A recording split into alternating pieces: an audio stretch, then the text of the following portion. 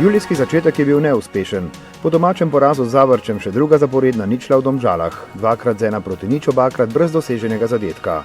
V tretjem krogu proti Krki pa 3:0 in začetek serije, ki so jo šele po 224 dneh oziroma po 19 prvenstvenih in 4 pokalnih tekmah nepremagljivosti prekinili Mariborčani. Dogodek za anale prve lige. Žal se je zgodila ta tekma z Mariborom, ki pa, za nas ni nič narobe. Mi nekako ostajamo na svojih pogledih, na svoji tematiki in na tem bomo tudi naprej vztrajali.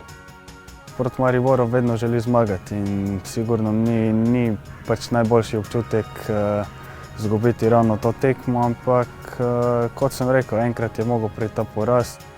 V seriji tudi nekaj zaporednih remijev, od 16. do 21. kroga pa tudi solidne 402 minute brez prejetega zadetka, ki so proslavile vratarja Matica Kotnika. Bil je sicer v senci jesenskega rekorderja Nejca Vidmarja, a z najmanj prejetimi zadetki se je klonil le 9-krat. Če bi obstajal pač nek recept, potem bi ga pač vsi posnemali, ampak mislim, da pač recept je edino, da pač celotna ekipa se žrtvuje za obrambo in sam mislim, da sam to na koncu pač prinaša rezultat. V Celju je razumljivo že vrsto let prvi šport rokomet, toda letošnji uspehi so povzdignili tudi nogometaše. Ne samo z večjim obiskom na tribunah, postali so zanimivi tudi izven igrišča. V medijskem prostoru se veliko več pojavljamo in to je samo en velik plus za mesto Celje, za naš klub in pa za vse te fante, ki se počasi uveljavljajo v slovenskem nogometu.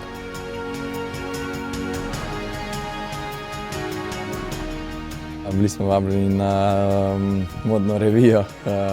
Ja, bilo je fajn, neka nova izkušnja. Glede na slabše pretekle sezone je v letošnji ves čas v ospredju vprašanje, kaj je drugače, da so potomci celjskih grofov v igri za najvišja mesta. Moram reči, da se marsikatera stvar, poklopila tudi v zvezi s poškodbami in svojo energijo, ki je bila v ekipi, tako da je za nami res eno uspešno obdobje. Trener je določene nove smernice vnesel v ekipo in mislim, da se je že skozi poletno pripravljalno obdobje začel kazati, da bo to pravilna usmeritev, predvsem z hitrim pretokom žoge proti naprej.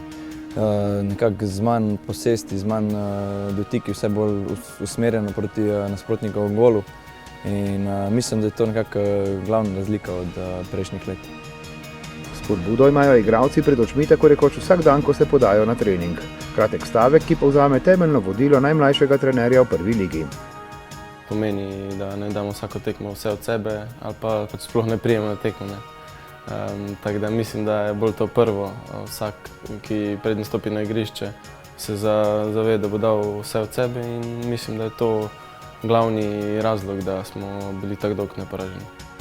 Serija brez poraza v aktualni konkurenci je v vseh pogledih lep dosežek. Slovenski rekord imajo sicer Domžalčani z 32 tekmami nepremagljivosti v letih 2006-2007. Kaj pa najboljši evropski dosežek, poskusimo z mini kvizom. To pa ne bi vedel. Vem samo, da pač ni ena izmed bolj uspešnih evropskih ekip, da je verjetno iz kakšne manj gledane lige. Mislim, da Chelsea, če se ne motim. Mislim, da je bilo 49 tekem. Jaz bi mogoče rekel Real. Saj tudi mi nismo vedeli, to je pač eden od suhoparnih statističnih podatkov. Je pa bil Matic zelo blizu. Spletna stran UEFA navaja, da ima najdaljšo serijo romunska Steaua, ki je bila v letih 86-89 brez poraza 106 tekem. Od bolj znanih evropskih klubov je na 8. mestu z 58 tekmami italijanski Milan v letih 91-93. Nazaj domov in v zadnjih 11 sekundah reportaže še prvih 11 sekund tekme Celje Zavrč in ob podatku, da imata Olimpija in Maribor rekord 12 zaporednih zmag, da ima 130 goli strelski rekord Štefan Škaper, še enkrat predstavitev najhitrejšega strelca Benjamina Verbiča. Ob rekordu vratarja Nejca Vidmarja še en dosežek, ki ga bo težko preseči.